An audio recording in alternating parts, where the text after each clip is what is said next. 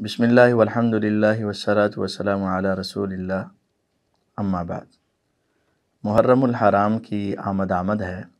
چند دن کے بعد اسلامی مہینے محرم کا آغاز ہونے والا ہے۔ محرم کے آغاز سے ہی ہمارے اس بر صغیر میں بہت ساری بدعات و خرافات جنم لے لیتی ہیں، اور بہت سارے دیندار گھرانوں میں بھی ان بدعات و خرافات نے ڈیرے جمائے ہیں۔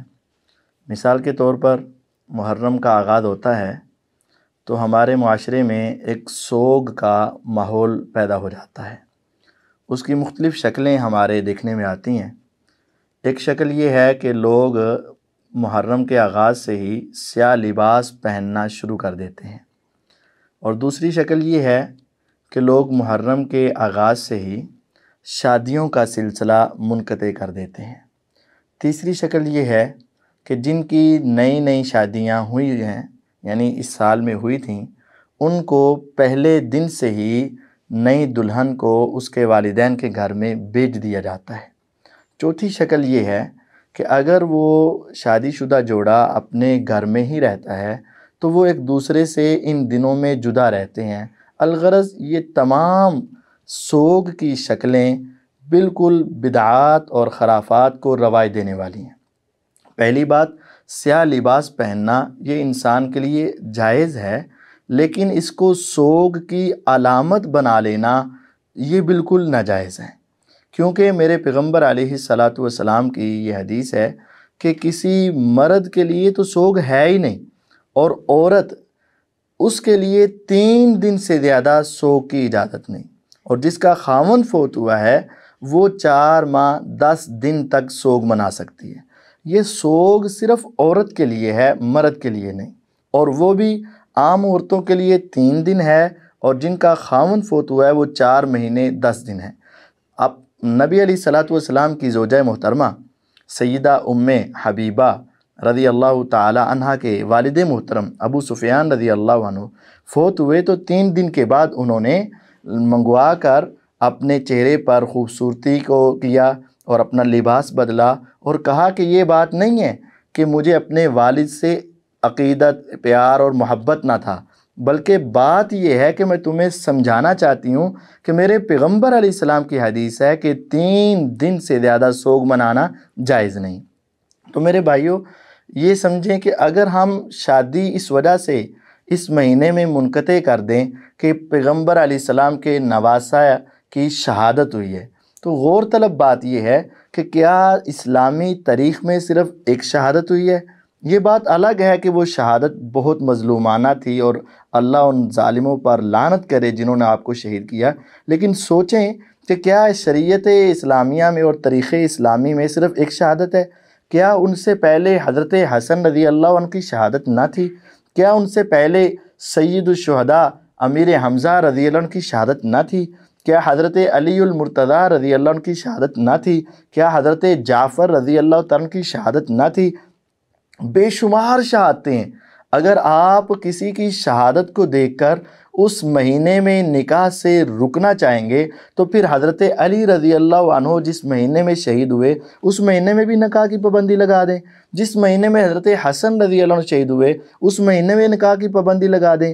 جس مہینے میں حضرت جعفر طیار رضی اللہ عنہ شہید ہوئے اس مہینے میں بھی پابندی لگا دیں۔ اگر آپ یہ بات شروع کریں گے تو پوری اسلامی تاریخ کو اگر آپ کھنگالیں تو کوئی ہفتہ، کوئی عشرہ، کوئی مہینہ خالی نہ جائے گا، تو پھر تو ہمیشہ یہ شادیوں کا سلسلہ بند کر دیا جائے۔ ایسا نہیں ہے۔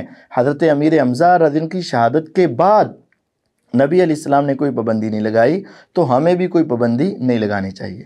کچھ لوگوں کے اندر ان دنوں میں خاص بدعت یہ بھی ہوتی ہے کہ وہ اپنے بچوں کو سبز رنگ کا لباس پہنا کر وہ گلی گلی محلے محلے ان کو بچوں کا چکر لگواتے ہیں اور دروازہ کھٹکھٹاتے ہیں۔ بندہ باہر جاتا ہے اور اچھا بھلا سامنے والوں کو دیکھتا ہے تو وہ کہتے ہیں یہ حسین کے نام کا منگتا ہے، ہم اس کو کھلا پلا تو سب کچھ سکتے تھے، لیکن ہم نے یہ منت مانی ہوئی تھی کہ جب تک یہ جوان نہیں ہوگا حسین کے نام کے اوپر مانگ کر کھائے گا۔ نعوذ باللہ من ذالک۔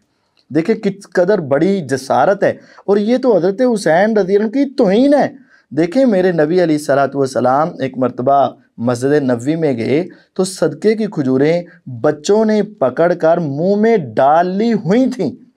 صدقے کی کھجور حسین رضی اللہ عنہ نے منہ میں ڈال لی ہوئی تھی، لیکن آپ نے انگلی مار کے باہر نکال کے ہمیں یہ سبق دیا کہ اہل بیت صدقہ نہیں کھاتے۔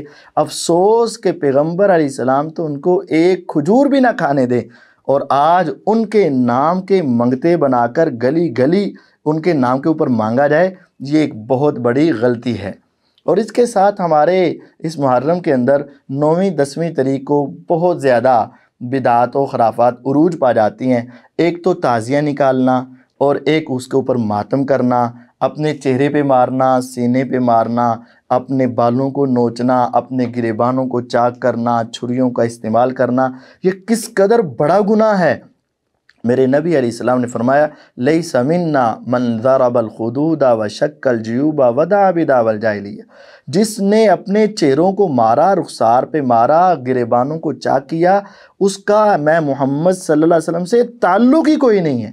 اور آج اگر آپ محبت کی وجہ سے یہ کام کرنا جائز سمجھتے ہو، تو پھر تو اس سے پہلے حضرت علی رضی اللہ عنہ شہید ہوئے ہیں، حضرت حسن رضی اللہ عنہ شہید ہوئے ہیں، میرے نبی علیہ السلام کی وفات ہوئی ہے، حضرت جعفر طیار رضی اللہ عنہ اور بیسیوں صحابہ و تابعین اور اہل بیت شہید ہوئے ہیں۔ تو کیا ان کے اوپر بھی ہم یہ کام شروع کر دیں گے؟ نہیں، یہ بہت بڑا گناہ اور بہت بڑا جرم ہے۔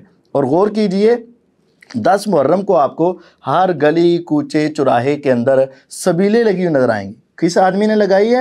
جس سے اگر آپ 11 مہینوں میں کسی وقت جا کے کہیں نا بھائی جان ٹھنڈا پانی پلا دو، تو 4 جھڑکیں دے کر آپ کو اپنی دکان سے باہر نکال دیتا ہے۔ اور آج اسی حاجی صاحب نے ایک بہت بڑی سبیل لگا رکھی ہے۔ کیوں؟ یہ حسین رضی اللہ کے نام کی سبیل ہے۔ پیچھے جو سوچ ہے وہ ایک سوچ الگ ہے کہ وہ ہے یا نہیں ہے، لیکن حسین رضی اللہ کے نام کی سبیل لگانا، اللہ کے نام کو چھوڑ کر کسی اور کے نام کے دودھ پلانا یا پانی پلانا یا شربت پلانا، کیا شریعت اس کی اجازت دیتی ہے؟ اللہ کے نام کے سوا کسی اور کے نام پر چیز کو معروف کرنا، مشہور کرنا، یہ بہت بڑا گناہ ہے۔ شریعت ہمیں کہتی ہے ہاں پانی پلاؤ، دودھ پلاؤ، شربت پلاؤ، 11 نہیں 12 مہینے پلاؤ، لیکن اللہ کے نام کا پلاؤ۔ لیکن خاص دن کر کے اور باقی 11 مہینوں میں اس کا مانگنے والوں کو بھی نہ دینا اور حضرت حسین رضی اللہ کے نام کے اوپر یہ کام کرنا، یہ شریعت اسلامیہ میں جائز اور درست نہیں ہے۔